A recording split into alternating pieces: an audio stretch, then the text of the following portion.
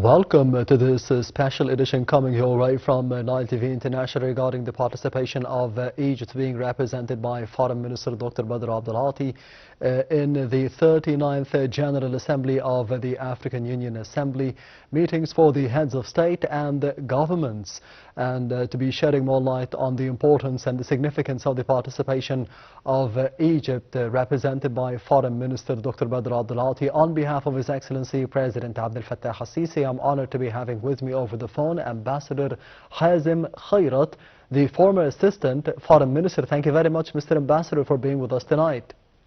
Thank you, Mr. Ahmed, and thank you also for having me.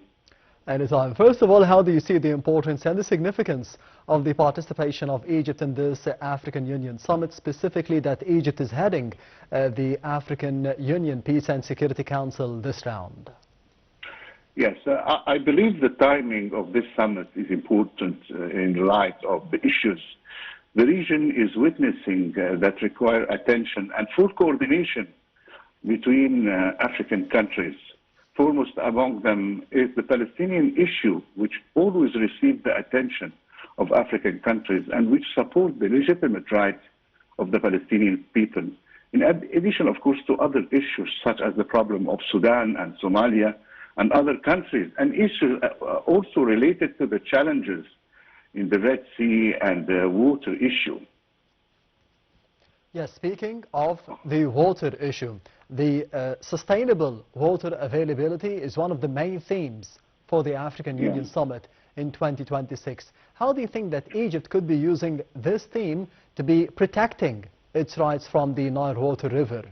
Well, I think water is a fundamental human right, first of all, primarily a human and social right. Access to drinking water is an indispensable right. In the adoption of African Union Agenda 2063 water policy, I think it will go on the right direction. This was adopted in the summit of African heads of state and governments, and I think it's a step forward to preserving the rights of water. The vision emphasizes the necessity of adhering to international law, including the principles of consensus, cooperation, and non-harm, particularly those related to projects on shared and transboundary rivers. And I think this is the interest of Egypt, and that's why we will have the support of many African countries in this issue. So I think the Egyptian diplomacy is playing a very, very efficient role on this respect.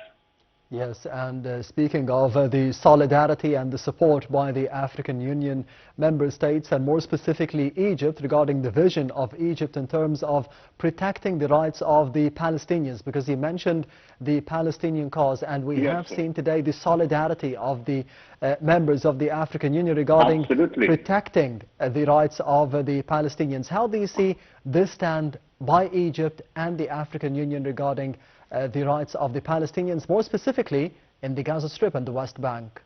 Now, as I told you, the African countries are always putting the Palestinian issue as their issues, and on the other hand, they are putting it in as a priority as well.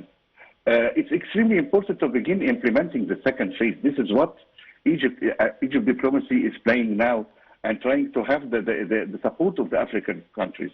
It's important to begin implementing the second phase of the Trump peace plan, particularly Israel withdrawal, the disarmament of Gaza, and the entry of the designated administrative committee to cover the Strip. Unfortunately, Israel continuing to put the obstacles. But on the other hand, the Egyptian diplomacy, in coordination with Turkey, Qatar, and other Arab and Islamic states, including the African countries as well, is exerting pressure and engaging with the United States administration to compel Israel to adhere to the term of the second phase. I believe also that the summit to be held in Washington, and the timing of it is very important, on the March 19 will be vitally important because it's coming after the African summit. The Strip will give it more support to our position, diplomatic position. Yes, and speaking about the security threats facing and the challenges facing Africa, as Egypt is heading the African Union's Peace and Security Council nowadays, what are the proposed solutions for those armed conflicts in Africa nowadays by Egypt?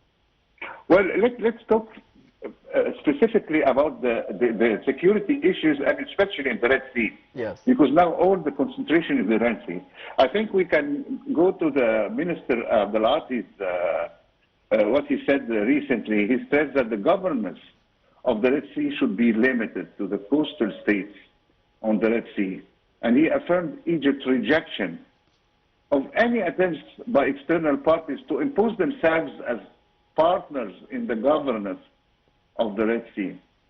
He emphasized that work is underway to activate the Council of Arab and African States bordering the Red Sea and the Gulf of Aden to contribute to strengthening cooperation among member states, achieving sustainable development and consolidating security and stability in the region. This is regarding this.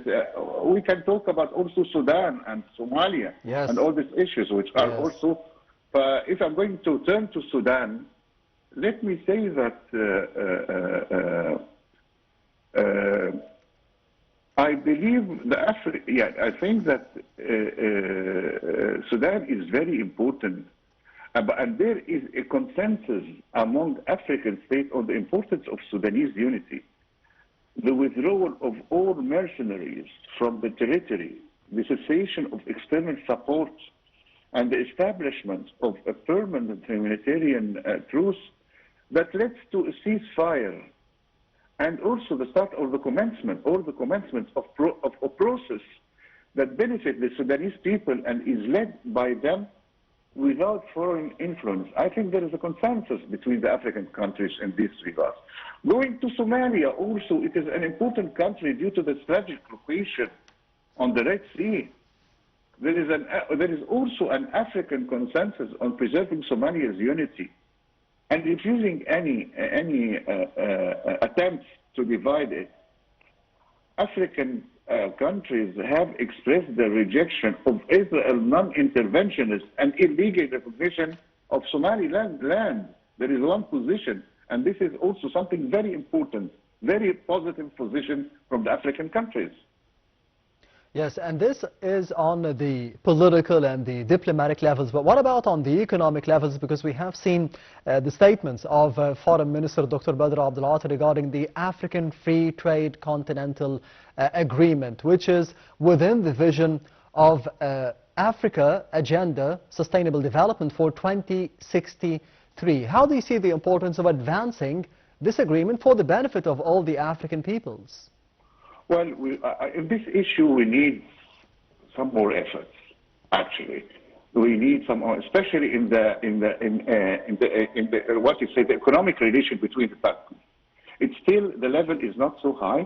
We have to coordinate, and I think Egypt is putting this as a priority, and we are working on it. And we are more involved with our bilateral relation with the African countries, and you can follow. Today and yesterday, the Minister Badr Abdelati met many of his counterparts. Yes. And the main issues was talking about the economic cooperation. So I think this is very important, but as I told you, it needs not a lot of steps. It needs also to encourage the businessman. It needs to encourage the investment. And this will need a lot of effort, because I think it is one of the vital and important issues, this economic cooperation between the African countries.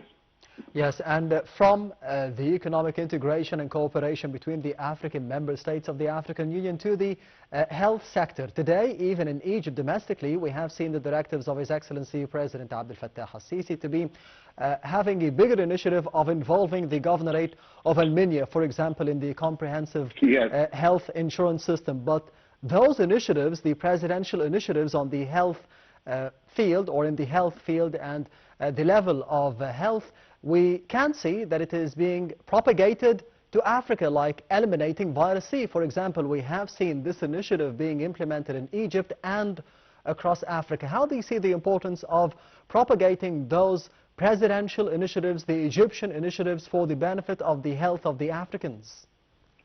We have to work on it. It's very, very important. We have to work on it, because I think the cooperation in this field strengthen our relation with Africa. And I think that we have to create more and more funds to finance these issues. And I think that it is very important also to send doctors to cooperate in different fields, because I think the most important thing is that you have to adopt an open door policy toward Africa. And these are one of the most important things. I want to tell you something, Mr. Ahmed, that when I was,